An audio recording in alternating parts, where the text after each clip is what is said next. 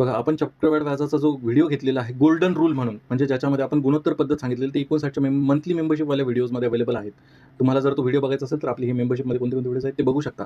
आणि त्याच्यामध्ये बघा किती सोप्या पद्धतीने 10% वार्षिक दर आहे. मग ह्याचे घन करायचं, ह्याचा घन करायचा किती येणार आहे, 3 वर्षासाठी आहे म्हणून ह्याचा घन केला, ती रक्कम मानायची 1000. ती रक्कम मानली आपण 1000. मग आता रेशो म्हणजे गुणोत्तर काय येतं, 3 वर्षासाठी 3, 3 आणि 1. 3, 3, 1 येतं. 10% दर, 1000चे 10% किती होणार आहे, हा शून्य कटला इथे 100 लिहायचे. 100चे 10% हा शून्य कटला इथे 10 येतो. 10चे 10% हा शून्य कटला 1 येतो. मग या सगळ्यांचा गुणाकार करायचा, हे येतं 300, हे असतं 30 आणि हे असतं 1.